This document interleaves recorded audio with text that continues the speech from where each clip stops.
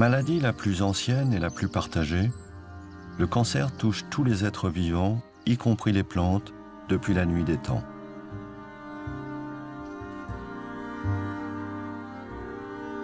On a d'abord cru qu'il était lié aux humeurs, qu'il était contagieux, viral. Aujourd'hui, on lui suppose une origine génétique. Chaque époque l'a combattu avec ses armes, sans jamais en venir à bout. Pourtant, les scientifiques en ont décrypté jusqu'au plus infime mécanisme. Est-il possible que ces immenses progrès aient finalement égaré la communauté scientifique ? Aujourd'hui, il semble très probable qu'on se soit perdu dans le détail, qu'on se soit trompé de focale, qu'on ait regardé les détails du moteur de la voiture, alors que c'était vraiment pas ça le problème. La recherche a tendance à se focaliser sur les détails au lieu de regarder le tableau dans son entier. C'est l'arbre qui cache la forêt. Einstein a dit « Une idée qui ne semble pas folle au départ à la plupart des gens n'a aucun avenir ».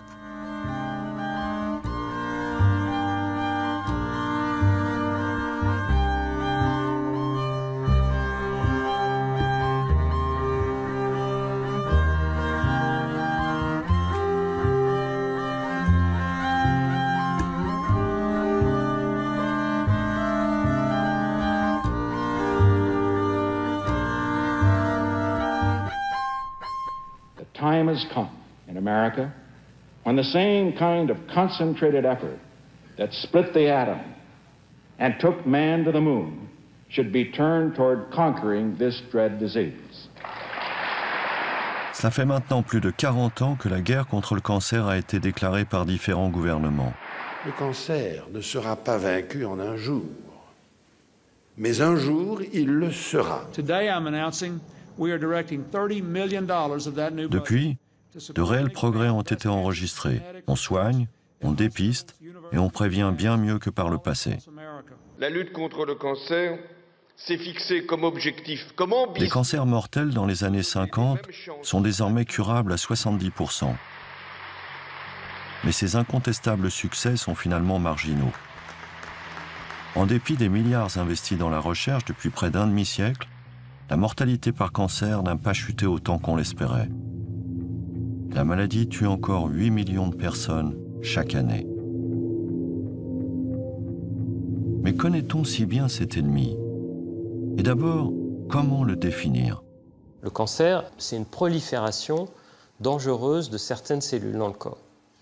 Vous voyez, si tout se fait de façon harmonieuse, le corps grandit, c'est ce qui se passe chez l'enfant ou dans le développement embryonnaire. Ça, c'est une multiplication cellulaire, on va dire, normale, parce qu'elle est harmonieuse et coordonnée. Quand une prolifération cellulaire ne respecte pas cette harmonie, sort en gros du groupe, on appelle ça un cancer.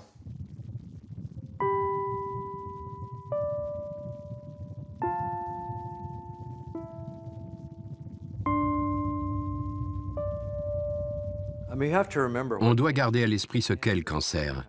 C'est une sorte de cellule traître à l'intérieur de votre corps, et c'est ce qui la rend si diabolique et si difficile à traiter. C'est votre propre chair, votre propre sang, devenu immortel. La cellule cancéreuse est une cellule immortelle. Les gens ne s'en rendent pas compte, mais toutes les cellules de notre corps sont destinées à mourir. En fait, c'est la mort de la cellule qui est saine.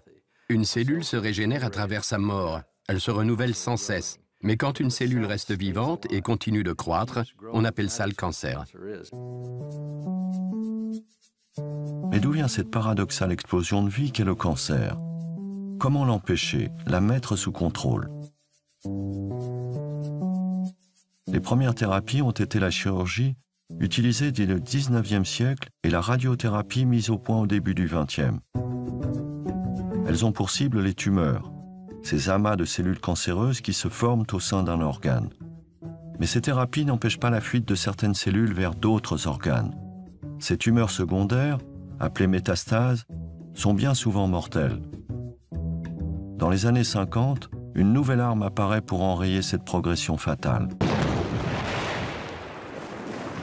2 décembre 1943, l'aviation allemande bombarde le port de Bari, en Italie. Un bateau transportant 2000 bombes d'un gaz de combat mortel, le gaz moutarde, explose. Plus de 1000 personnes, civiles et militaires, meurent dans les mois suivants. Les médecins observent que le sang des personnes intoxiquées ne contient presque plus de globules blancs. Cet événement fait naître une idée dans l'esprit des chercheurs. Si ce gaz peut détruire des cellules, pourquoi ne pas utiliser des poisons similaires contre les cellules cancéreuses? C'est le début de la chimiothérapie. En quelques années, elle va permettre de guérir des cancers jusque-là incurables. Cependant, la chimiothérapie frappe fort et à l'aveugle. Elle tue les cellules malades, mais aussi les cellules saines. C'est la stratégie de la terre brûlée.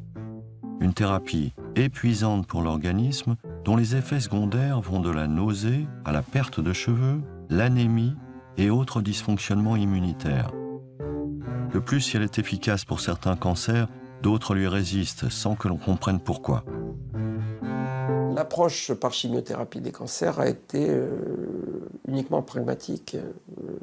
On ne sait pas pourquoi telle tumeur répond spécifiquement à tel agent. Ce que nous avons suspecté, en tout cas, c'est de penser que l'action de la chimiothérapie était d'autant plus importante qu'elle agissait sur des cellules à développement rapide. C'est pour ça que les tumeurs pédiatriques ont été de bonnes cibles. Mais il s'avère que cette explication n'est pas suffisante. Donc, vous savez, on a fait des progrès, mais on n'a pas forcément compris pourquoi on faisait ces progrès. Malgré ces avancées thérapeutiques, le processus cancéreux garde bien des zones d'ombre. Dans les années 70, on croit enfin avoir percé l'énigme. Les chercheurs Harold Varmus et Michael Bishop observent pour la première fois que l'ennemi pourrait venir du noyau de nos cellules. Il serait même embusqué dans nos gènes. Cette découverte sera récompensée par un prix Nobel. Pour bien comprendre, il faut revenir au fondement de l'approche génétique. Elle postule que l'ADN contrôle tout dans notre corps. Le cancer proviendrait d'un dérèglement des codes régissant notre organisme. Avec un gène abîmé, muté, cassé, les cellules échappent au programme génétique. Si certaines cellules échappent à ce contrôle, ce qui est le cas du cancer, elles échappent au programme génétique. Et pour échapper au programme génétique, c'est ce qu'on appelle une mutation.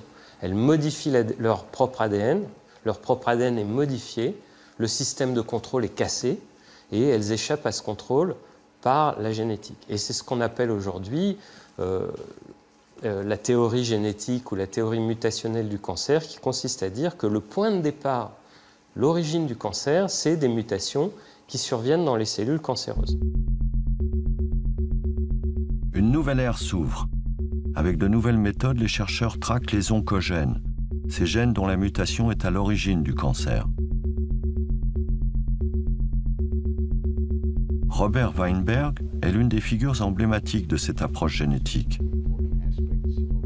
Dans le sillage des chercheurs Varmus et Bishop, ces travaux ont considérablement éclairé les étapes biologiques de la formation des cancers. En 1978, on a initié une procédure expérimentale qui nous a permis de démontrer, 1 an plus tard, qu'en observant l'ADN d'une cellule cancéreuse, on voit qu'elle contient de l'information génétique endommagée. Cette information cause une prolifération incontrôlée des cellules cancéreuses humaines. L'ADN observé s'est avéré contenir un gène directement en cause dans le cancer qu'on a appelé un oncogène. Un oncogène est la forme abîmée d'un gène qui se trouve dans l'ADN de tous les humains. Sous l'influence des carcinogènes chimiques, le gène mute, de sorte que son information séquencée altérée crée un oncogène qui pousse la cellule à croître hors proportion, sans que rien ne vienne contrôler cette croissance qui débouchera sur des milliers, des millions, des milliards d'autres cellules cancéreuses. Ces recherches sur l'oncogène concentrent alors de considérables moyens financiers et humains. On investit des milliards dans l'appareillage technologique, on trace la carte du génome humain et on pense bientôt tout savoir de nombreuses maladies et notamment du cancer. L'approche génétique s'impose comme une voie unique et devient le nouveau paradigme en cancérologie. Je pense vraiment qu'il y a un engagement considérable en faveur de la génétique dans nos instituts nationaux de santé. Mais comment pourrait-il en être autrement puisque notre directeur est un généticien? Il y a aujourd'hui une énorme infrastructure de sociétés biotechnologiques. Elles ont été créées dans les 50 dernières années et elles étudient la génétique de ceci ou de cela. Aujourd'hui, des dizaines de pays à travers le monde sont engagés dans la course pour séquencer, découvrir le génome du cancer. La connaissance du cancer progresse très rapidement, car nous comprenons la génétique et le génome, et nous pouvons établir le catalogue des mutations. Le scientifique canadien Thomas Hudson dirige un vaste consortium international qui, à l'heure actuelle, achève le séquençage de 25 000 tumeurs. Le fait non seulement de découvrir les gènes du cancer, mais de comprendre rapidement leur biologie et surtout d'essayer de trouver des traitements pour les cancers majeurs, c'est devenu de la routine.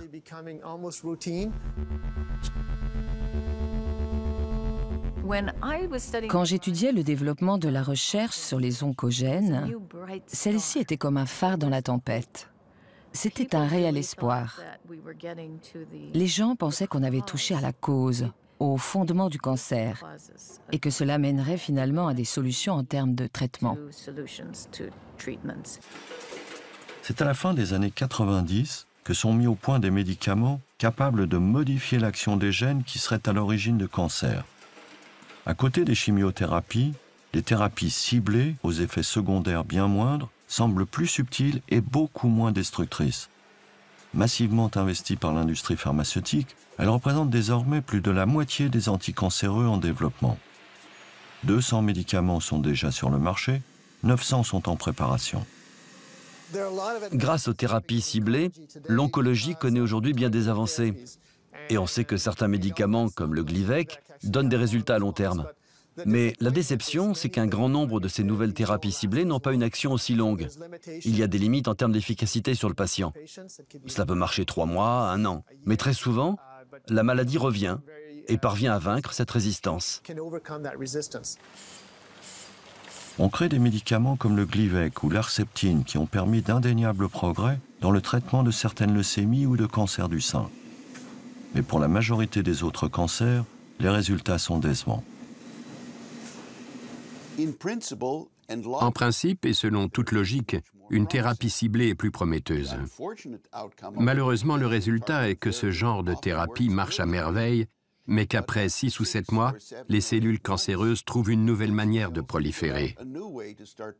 Et ces cellules cancéreuses, nouvellement formées, ne sont plus affectées par le médicament donné à l'origine. Ce qui signifie que si on poussait le raisonnement jusqu'au bout, on irait jusqu'à une sorte d'événement qui serait sans fin, sans arriver réellement à la guérison. Je crois que c'est une des limites de la thérapie ciblée. Pourquoi la révolution génétique tarde-t-elle à accoucher de thérapies efficaces? Aujourd'hui, on estime que plus de 2000 gènes pourraient être impliqués dans différents cancers et le taux de mutation peut être 1000 fois plus élevé selon les tumeurs. Et plus on cherche, plus ça se complique. Notre défi majeur est d'interpréter le sens de ces données. J'ai pris part au projet Génome humain dans les années 90. Nous avons séquencé ce génome entier pendant 10 ans. Et on ne comprend toujours pas la plupart des gènes et des protéines, ni le fonctionnement des génomes. Nous cherchons encore à acquérir une technique fondamentale d'interprétation du génome. C'est le défi auquel est confrontée toute la communauté de scientifiques à travers le monde. C'est vous dire la difficulté de la chose. En fait, les techniques d'analyse des cellules cancéreuses sont si performantes qu'on est inondé par des quantités astronomiques d'informations qui excèdent largement notre capacité à les digérer et à comprendre leurs implications. À défaut de comprendre ce qui amène une cellule cancéreuse à grandir de façon anormale, il est clair que nous sommes bloqués et que nous ne pouvons créer de nouveaux types de thérapies.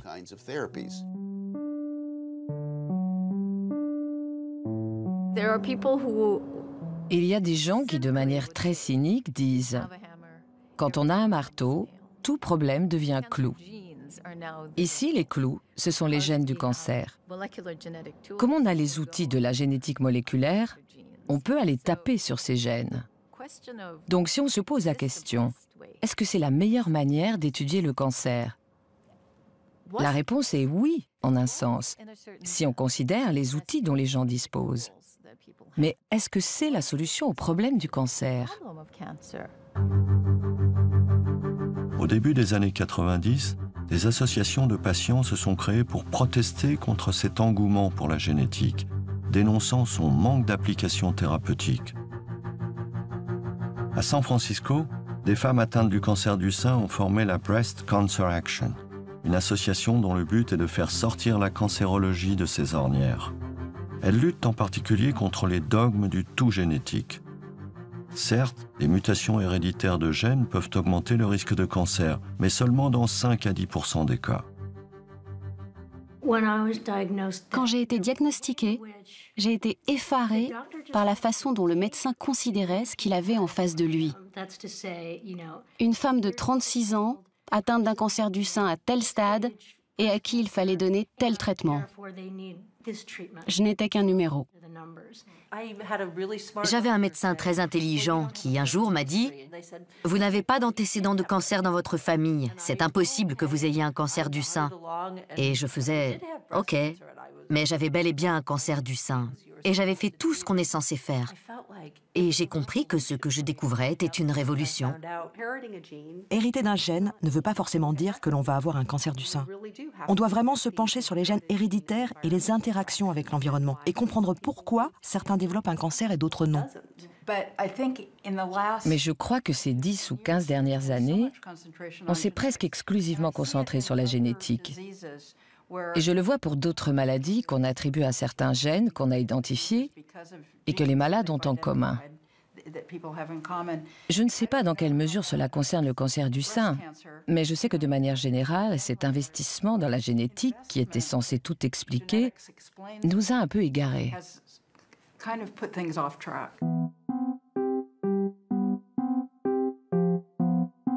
Est-il possible que la communauté scientifique se soit finalement engagée dans une impasse? Que nous fassions fausse route depuis 30 ans? Nous sommes restés le nez sur les détails. Et c'est comme si l'arbre nous avait caché la forêt. Peu à peu, la vision d'ensemble est devenue moins importante. Dès les années 70, les travaux de Mina Bissell tentent à prouver que le cancer naît d'une interaction entre les cellules et leur environnement. Cette biologiste américaine est une des premières à avoir remis en cause la théorie génétique du cancer. Quand vous prenez des cellules d'une personne ou d'un animal et que vous les mettez en culture, vous voyez que les gènes ne sont pas fixes. Ils sont régis par le contexte. Ils sont régis par le micro-environnement. Pour moi, il est clair que le contexte, ou le micro-environnement, et l'architecture des tissus sont très, très importants. Une fois que l'architecture est détruite, cela se répercute sur les gènes, qui peuvent alors produire une tumeur. Les travaux de Mina Bissell ne rencontrent alors qu'un faible écho. La génétique émergente monopolise toute l'attention. Certains disaient Mina est une pionnière, une visionnaire. D'autres pensaient que j'étais folle. Non, j'ai simplement été curieuse. Il y a eu des articles dans beaucoup de très bonnes revues. Mais les réactions étaient soit l'incrédulité, soit un manque total d'intérêt. Les chercheurs ne les citaient pas. C'est seulement depuis une dizaine d'années que beaucoup de personnes très réputées sont au courant de ce travail, le citent et disent que c'est une évidence.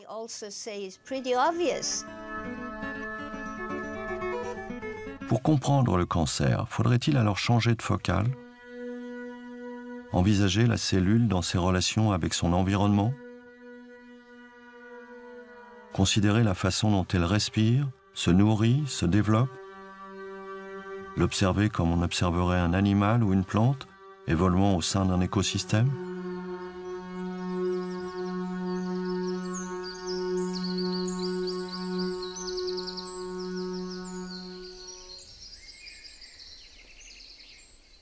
Si dans une forêt, il y a une espèce animale ou végétale qui prolifère jusqu'à détruire l'écosystème, c'est formellement l'équivalent d'un cancer dans notre corps. Si on considère le corps non pas comme quelque chose qui est sous contrôle centralisé de l'ADN, mais quelque chose qui s'équilibre comme s'équilibrerait une forêt ou un océan, on va regarder l'accès de l'élément qui prolifère aux ressources nutritives, on va regarder les prédateurs. Donc vous voyez, si on a d'un seul coup un lapin qui prolifère dans la forêt jusqu'à détruire cette forêt, on ne va pas se dire « Ah, le lapin a muté ». On va se demander si les carottes n'ont pas été plus abondantes cette fois-là, ou si les autres espèces qui pouvaient être en compétition avec lui n'ont pas disparu, ou si les renards qui contrôlaient aussi la prolifération des lapins n'ont pas eu un problème cette année-là. Et du coup, on arrive sur une vision beaucoup plus d'équilibre globaux que d'aller chercher des mutations. Le cancérologue Laurent Schwartz propose lui aussi d'adopter une vision plus globale. Afin de mieux comprendre la cellule cancéreuse, il faut s'intéresser à ses ressources et à la manière dont elle les utilise. C'est ce qu'on appelle le métabolisme. La cellule est un organe vivant. Une petite cellule humaine, vous la prélevez, vous la mettez dans un bon environnement, dans un milieu avec un peu d'eau, de sang et de ce qu'il faut, elle va pousser. Elle va capter de la nourriture, elle va la digérer, elle va survivre. Pour ça, elle utilise des gènes, des enzymes et ainsi de suite. La cellule cancéreuse, c'est la même chose. Elle capte de la nourriture, elle se développe et elle utilise des enzymes. Ce qui est clair, c'est qu'une cellule, pour qu'elle se divise, il faut qu'elle grossisse. C'est peut-être une apalissade, comme on dirait, mais si vous ne mangez pas, vous ne grossissez pas, et si vous brûlez tout pendant votre jogging du matin, vous n'allez pas grossir. Pour grossir, il ne faut pas brûler, il faut capter de la nourriture et pas brûler.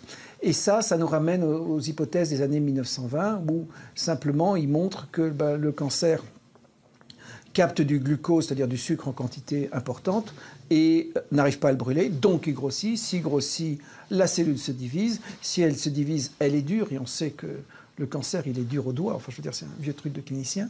Et aussi que si c'est sous pression, les métastases vont partir. Ces hypothèses du cancer fondées sur le métabolisme des cellules étaient dès les années 20 celles du biologiste et prix Nobel allemand Otto Warburg.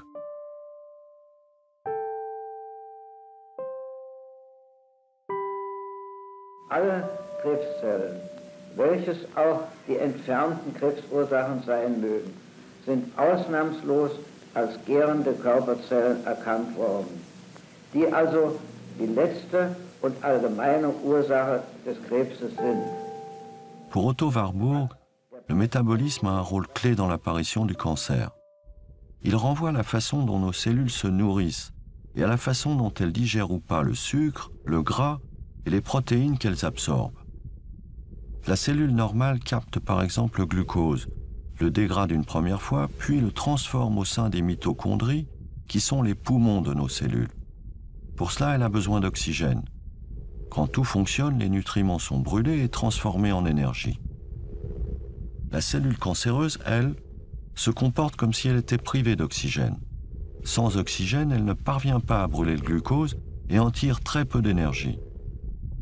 Pour compenser, elle en consomme des quantités accrues qu'elle ne parvient toujours pas à digérer. Ce faisant, elle fermente et se divise alors sans cesse. C'est ce qu'on appelle l'effet Warburg.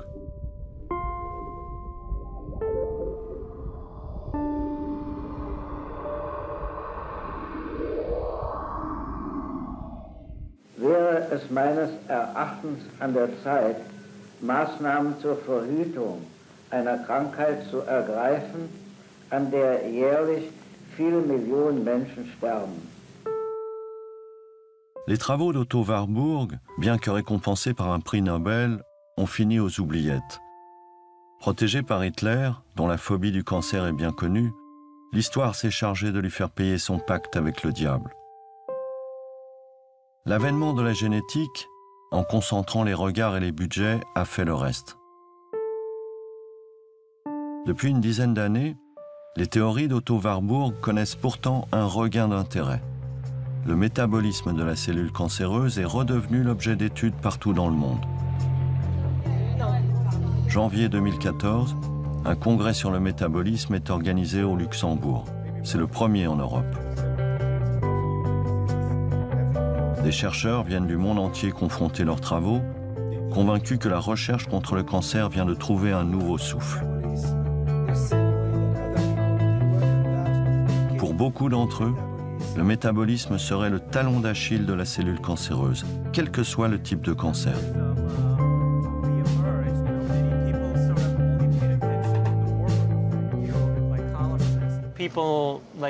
Les gens comme moi se sont dit qu'au lieu de s'attacher uniquement à ces modifications génétiques et d'accorder autant d'importance à toutes ces analyses bioinformatiques et au séquençage intensif, on devrait plutôt prendre du recul et réfléchir différemment au cancer. Le chercheur américain Navdeep Chandel a commencé à s'intéresser au métabolisme alors qu'il était encore étudiant à la fin des années 90. À l'époque, tous les regards sont tournés vers la génétique, mais c'est cette piste, selon lui négligée, qui retient son attention. Étudier le métabolisme du cancer est une de ces alternatives. Maintenant, on n'étudie plus les gènes, on regarde les voies métaboliques. Et d'ailleurs, on les connaît depuis 50 ans. Pas besoin de découvrir quoi que ce soit de nouveau. Bon, il y a bien encore de petites choses à découvrir dans le métabolisme, mais globalement, la cartographie des voies métaboliques est déjà faite. Ce qu'il faut faire, c'est revenir en arrière pour voir comment elles se reconnectent dans un contexte cancéreux. Ces voies métaboliques sont un bien meilleur objet d'étude que tout ce qui se trouve dans le noyau de la cellule. C'est mon avis en tout cas. Si les mutations génétiques ne sont plus l'événement premier mais secondaire du cancer, qu'est-ce qui le provoque? Sur quoi pouvons-nous concentrer nos efforts pour faire reculer la maladie ou prévenir son apparition? Il y a des tas de moyens de réduire le cancer. L'un d'eux serait de combattre l'obésité. L'obésité est le pire facteur de risque de cancer. L'une des choses que je conseille, c'est de réduire l'apport en sucre. Le métabolisme est lié à beaucoup de facteurs et l'obésité en fait partie. Et la pire chose, par exemple aux États-Unis, c'est cette obésité omniprésente, parce que les gens ne mangent pas selon les besoins de leur corps. On pourrait réduire la quantité de cancer dans le monde si les gens consommaient plus de fibres, moins de sucre, moins de mauvaise graisse. Le cancer n'est-il alors qu'une question d'alimentation? Ce serait trop simple, car l'alimentation de nos cellules ne se limite pas à ce que nous mangeons. Leur métabolisme obéit à d'autres facteurs. Pour le cancer de l'adulte, très fréquemment, il y a une phase inflammatoire. Alors ça s'appelle l'alcoolisme, qui vous donne une hépatite, le foie qui grossit, une cirrhose, le cancer du foie. Le tabagisme chronique, comme si j'allais fumer, qui donne la bronchite chronique, la toux et le cancer du poumon. Il y a cette séquence que l'on retrouve pratiquement tout le temps, qui est inflammation, fibrose, cancer. La cellule, si elle survit, elle est gorgée de nourriture. Et l'inflammation, c'est un changement du métabolisme par une entrée violente et massive de nourriture qui arrive pour la cellule. Et ça, la cellule, elle ne vit pas toujours très bien, parce que souvent il y a une partie des cellules qui meurent, et celles qui sont violemment gorgées de nourriture, elles vont changer de mode de vie, et elles vont se mettre à proliférer. Le métabolisme est très sensible aux changements. Il peut détecter les changements dans le régime alimentaire, dans l'environnement, et même parfois dans le mode de vie. Si on a les mêmes gènes depuis 10 000 ans, et que ce qui change, c'est le régime alimentaire, l'environnement et les habitudes de vie, le premier élément qui va refléter ces changements de régime, d'environnement ou de mode de vie, c'est le métabolisme. Il va ensuite influer sur les gènes, puis les gènes vont impulser la maladie. C'est cela le nouveau paradigme. Qui dit nouveau paradigme dit aussi nouvelle approche thérapeutique. Mais comment agir sur le métabolisme des cellules cancéreuses, les empêcher de proliférer? Par quel traitement? Il y a différentes façons de changer le métabolisme tumoral, de l'améliorer. Il y a les voies de régime, c'est-à-dire vous diminuez la quantité de glucose que vous mangez, vous diminuez la quantité de nourriture en général. C'est une voie. Elle est somme toute très peu testée. Beaucoup de gens le font, mais il n'y a pratiquement pas d'essais classiques au carré tel que les scientifiques l'aiment bien. L'autre façon, c'est de jouer sur les médicaments qui rentrent là-dedans, dans ces circuits-là. C'est l'attitude que nous, on a préférée parce qu'elle est beaucoup plus facilement étudiable. Le professeur Navdeep Chandel est convaincu que des molécules déjà connues et prescrites dans d'autres indications pourraient s'avérer efficaces contre le cancer. Une centaine de médicaments pourraient d'ores et déjà être utilisés, car ils auraient un effet sur la capacité des cellules à dégrader le glucose. Ces 15 dernières années, les épidémiologistes ont remarqué que les patients sous metformine étaient moins touchés par le cancer. Cela a incité les chercheurs à tester la metformine en tant qu'agent anticancéreux. On l'a donc injecté à des souris qu'on utilise comme cobayes dans la recherche contre le cancer. Et on a découvert que différents cancers, comme le cancer du côlon, le cancer du poumon, le cancer du pancréas, devenaient moins fréquents quand on administrait la metformine aux souris. C'était bon signe. La metformine est un antidiabétique commercialisé depuis la fin des années 60. En quoi pourrait-elle contribuer à lutter contre le cancer? Sa principale action est de faire baisser la production de glucose dans le foie, glucose dont les cellules cancéreuses sont particulièrement friandes. La metformine aurait donc en quelque sorte pour action de leur couper les vivres, les empêchant de proliférer. Nous avons observé sur 10 souris que la metformine réduisait la tumeur de 75%. Ça n'est pas rien. Cela peut ralentir la progression de la maladie. Peut-être qu'on ne guérit pas, mais on peut rallonger l'espérance de vie. Il y a des limites aux expériences faites dans les boîtes de pétri ou sur les animaux. Et l'un des problèmes majeurs rencontrés avec la metformine, c'est qu'elle a été surtout utilisée avec des dosages dangereux pour les humains. Donc il est très difficile de transférer ce travail en milieu clinique. C'est pourtant le pari que s'est lancé Pamela Goodwin. Cette chercheuse canadienne supervise une étude clinique couvrant le Canada, les États-Unis et la Suisse. 3600 femmes atteintes de cancer du sein y participent. Depuis 2013, elles prennent en plus de leur traitement standard 2 pilules de metformine chaque jour. Les effets seront évalués en 2017.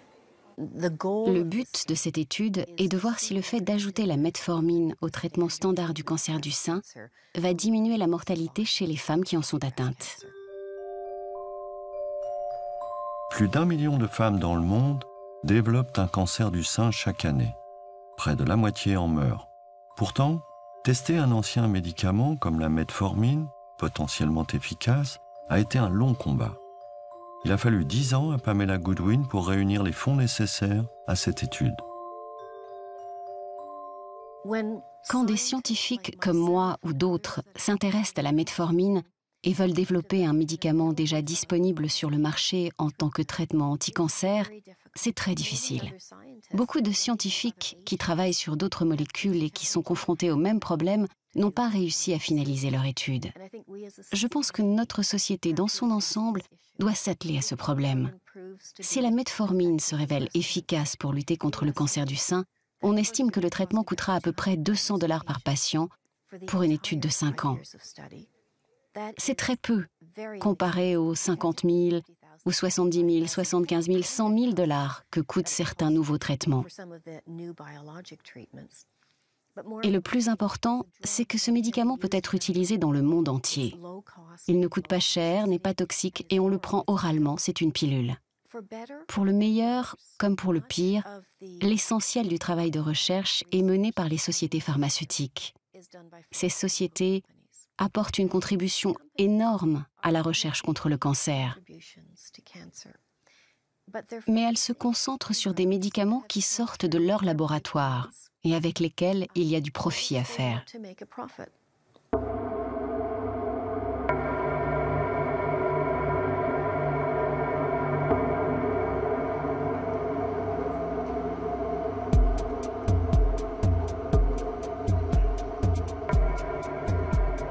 Plusieurs poids lourds de l'industrie pharmaceutique flairant un nouveau marché, travaillent aujourd'hui à développer des traitements métaboliques contre le cancer.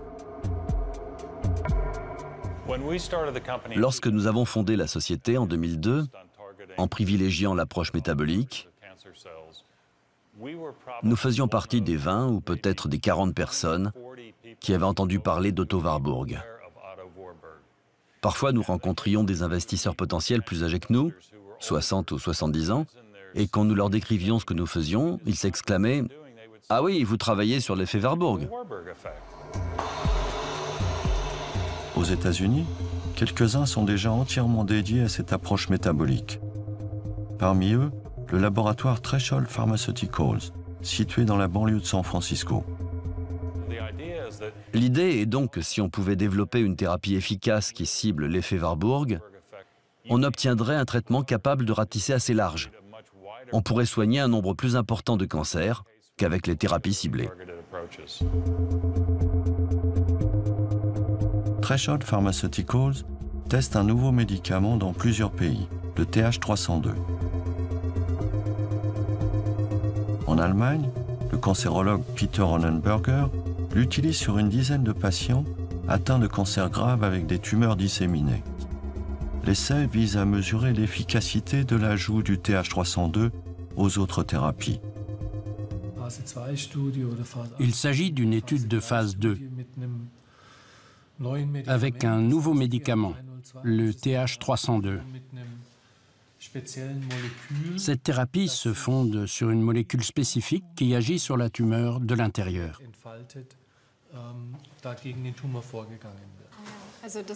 Donc cela veut dire, si je comprends bien, que c'est une action très localisée.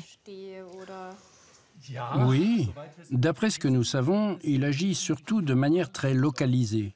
Il est activé là où le métabolisme de la tumeur présente une anomalie. Dans le cadre des études thérapeutiques, nous essayons d'apporter une preuve d'efficacité. Cela se traduit d'une part par le fait que les tumeurs rétrécissent, ce qui est déjà un signe positif, mais avant tout, il s'agit de prolonger la durée de vie des patients. Combien de temps va durer le traitement? Habituellement, le pré-traitement dure 6 semaines. Il faut un certain temps pour évaluer la modification du métabolisme. C'est la première fois que nous utilisons ce médicament sur un nombre important de patients qui sont en début de traitement. Et à quel effet secondaire dois-je m'attendre? Il peut y avoir des répercussions sur la moelle osseuse. Par exemple, les globules blancs peuvent fonctionner moins bien ou diminuer. Mais en général, au début du traitement, il y a peu d'effets secondaires. Le risque augmente au fil du temps, avec la quantité de médicaments absorbés. Oui, je comprends. Bien sûr, cela prend beaucoup de temps de mettre au point des médicaments qui puissent être utilisés chez des patients. C'est un processus qui dure souvent 4 ou 5 ans. Il faut le temps de faire les différentes études et de prouver que les médicaments apportent quelque chose en plus avant que l'on puisse en disposer. Bien sûr, pour les patients, c'est trop long.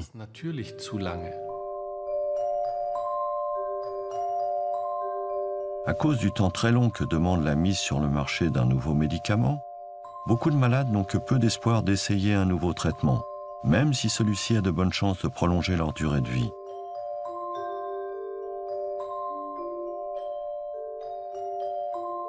Le temps du malade, le temps du cancéreux n'est pas celui de l'essai thérapeutique, normé, académique. Ils sont pressés et ça se comprend. Si je veux m'en sortir, il faut que je casse mon schéma de vie. Mon schéma de vie, c'est mon schéma alimentaire, c'est mon schéma de pensée, mon schéma relationnel. Et il n'y a que comme ça que j'ai une chance de m'en sortir. Qu'est-ce qu'ils vous ont dit sur le pronostic et tout ça? Qu'est-ce que vous cherchez? Moi, ce que je cherche, c'est la guérison. Je sais que c'est la guerre, quoi. Donc, pour moi, Ils m'ont dit, on va vous faire un traitement d'abord 3 mois, on va voir. Donc je leur ai demandé les chances. Donc le médecin m'a dit 30% de chances que la tumeur régresse, 30% de chances qu'elle se stabilise, 30% de chances que ce soit inefficace. Depuis 2009 et des essais encourageants sur des souris, le docteur Laurent Schwartz pense qu'une combinaison de médicaments, dont la metformine, déjà commercialisée pour d'autres maladies, pourrait agir sur le métabolisme. Leur coût est modique, les effets secondaires connus, et leur utilisation combinée les rendrait plus efficaces. Ça permet de rentrer dans la mitochondrie, de rouvrir la porte pour être brûlé. Pourtant, en dépit de ces multiples demandes, il n'a pas obtenu les financements ni les autorisations pour mener des essais cliniques sur les patients. Tout ce qu'on a fait a été publié de nombreuses fois dans des revues internationales reconnues, et il n'y a eu aucun écho.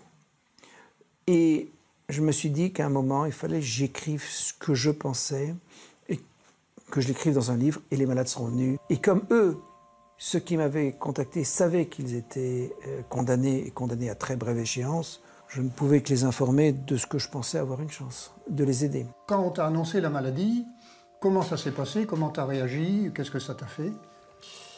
Eh bien, d'abord, on a... Parmi les malades volontaires pour ce traitement expérimental, des membres de l'association Face au cancer ensemble, installée à Nantes. Et quand je suis revenu chez moi, j'ai dit à ma femme, mais dans 15 jours, je ne serai plus là, parce que c'est pas possible. Les essais que l'on a faits sont du traitement compassionnel. Le médecin est pris entre deux feux de loi. La première, c'est... les essais sont extrêmement structurés. Et la deuxièmement, c'est l'assistance à personne en danger. Et on a le droit de prescrire dans des cas où les gens sont en danger. Mon expérience à moi, c'est que moi, je suis dans le cancer depuis 14 ans. J'ai 5 récidives. J'ai eu, vous le savez bien, 6 opérations. J'ai subi 2 fois de la radiothérapie, c'est-à-dire 2 fois plus que la dose légalement permise. J'ai plus le droit d'en avoir. Les chimiothérapies, j'ai eu 3 fois des parcours plus ou moins longs de chimiothérapie. Je suis devenu résistant un peu à tout. La dernière fois, ça m'a fusillé. Je suis rentré ici pour mourir à mi-traitement, quoi. Puis vous me voyez aujourd'hui, je peux faire le clown, hein. je peux encore faire le clown. Hein. Eh bien, au bout de le 8 janvier, c'est-à-dire au bout de 8 jours du protocole Schwartz, le marqueur ACE du cancer s'était cassé la figure. Voilà les copains, les copines, ce que je voulais vous montrer. Là, ça a commencé à monter, puis ici, ça s'est accéléré, la remontée. Et là, j'ai fait intervenir la molécule supplémentaire du docteur Schwartz. Et la troisième molécule que j'ai mis là, tac, mon truc est reparti à la descente. Cette analyse-là est d'avant-hier, lundi soir. C'est vrai, bon, moi je vais pas faire voir mes graphiques qui sont à peu près la même chose que toi. C'est-à-dire que bon, j'avais un marqueur qui montait régulièrement. Puis dès l'instant où j'ai commencé à prendre son traitement, bah, ça s'est mis à replonger, quoi. Et donc maintenant, mon marqueur, pour l'instant, se stabilise à la limite haute de la normale. Ce qui me fait dire des fois que je suis guéri, quoi. Puisque je suis dans la norme, hein, bon, c'est pour histoire de... Voilà. Et pour moi, c'est vrai que ça a été une ouverture parce que je supportais de plus en plus mal aussi les chimios, quoi. Elles me déglinguaient complètement, quoi. Le traitement prescrit par le docteur Schwartz est-il le miracle attendu? Lui-même se garde bien de tirer des conclusions quant à une possible et durable guérison. Actuellement, on a en suivi, soit par moi, soit par d'autres, plus d'une centaine de malades. Et on a plusieurs publications qui suggèrent, et le terme suggérer, et je pense le terme adéquat, que l'on ralentisse l'évolution de la maladie. On voit les marqueurs tumoraux dans certains cas qui diminuent. Certains cas sont du domaine du miracle. La majorité, c'est malheureusement un effet transitoire. Et je ne comprends pas pourquoi l'effet n'est que transitoire, c'est-à-dire il s'améliore, il rechute après. Mais si déjà on arrive à ouvrir une porte, c'est probablement insuffisant pour les malades dont j'ai la charge, mais c'est déjà pas mal. Évidemment que se pose la question dans ce que l'on a, qui n'est de loin pas parfait, de l'amélioration de ce qu'on a, que de combiner ça avec la chimio, c'est probablement... ça rend service, que probablement il y a d'autres molécules à mettre en même temps, et que très clairement, on n'a qu'une partie du tableau. Je pense qu'il ne faut pas compter sur une éradication définitive du cancer. Cette vision des choses ne va pas être très populaire, mais elle est réaliste. Mon but, c'est de réduire les conséquences du cancer autant que possible, de gérer la maladie avec les traitements les moins toxiques possibles, afin de prolonger la vie autant que faire se peut. Que ces médicaments soient nouveaux ou anciens, leur efficacité reste incertaine. L'approche métabolique risque-t-elle alors de se heurter aux mêmes limites que les autres thérapies anticancéreuses? On ne peut pas rester à la surface des événements, penser que les choses sont simples, penser que le cancer est un problème qu'on va résoudre avec 3 ou 4 médicaments. On a l'impression d'avancer et qu'au fur et à mesure qu'on avance, on ouvre des espèces de boîtes noires, on fait rentrer la lumière, mais la lumière permet de voir qu'il y a une autre boîte noire un petit peu plus loin. Avec ce nouveau concept qui est de considérer que le métabolisme est très important, il ne faut pas tomber dans nos excès de simplification qui pourraient nous conduire peut-être à le même type de désagréments ou de désillusions que nous avons eu dans les précédents paradigmes. Il est important de pouvoir faire les essais adéquats. Et ces essais doivent être de grande ampleur, bien plus que ceux qu'on est en train de mener qui ne portent que sur 3600 patientes. On pourrait faire ces études sur des dizaines de milliers d'individus. Pourquoi tarde-t-on autant à lancer de véritables essais cliniques d'envergure sur ces médicaments? Il est possible qu'au cours des dernières décennies, les agences de financement qui ont encouragé la recherche génétique contre le cancer aient aussi découragé et ralenti la recherche dans d'autres domaines. Si quelqu'un avait fait une demande de subvention pour étudier le métabolisme il y a 20 ans, il aurait eu de grandes difficultés à justifier le fait de vouloir travailler sur ce sujet. Le gouvernement doit établir un programme spécial d'études du métabolisme sur au moins 20 ans. Je le dis sérieusement. Les gens au gouvernement ne comptent pas parmi eux suffisamment de personnes aptes à évaluer le métabolisme. Il faudrait qu'ils disent « Voilà, nous affectons une partie du budget au métabolisme, nous comptons sur les gens qui s'y connaissent pour prendre les décisions et nous allons encourager d'autres chercheurs à s'y intéresser. » Mais j'ai bien peur que pour le moment, il y ait un certain conservatisme. Et il n'y a pas beaucoup d'argent, alors qu'il y a beaucoup de scientifiques. Ils veulent des articles, des réponses rapides. Il y a une énorme compétition. Et le genre d'expérience que nous réalisons prend du temps. Mais je suis exceptionnellement têtue. Peu de gens sont aussi têtus que moi. Il faut des gens qui aient le courage de leurs convictions. Je pense qu'il ne faut pas renoncer à une approche empirique pour ça. Vous voyez, on a construit des bateaux bien avant de comprendre la mécanique des fluides qui permettait aux bateaux de flotter et avancer. Mais de la même façon, en cancérologie, il ne faut pas renoncer à l'empirisme, aux essais.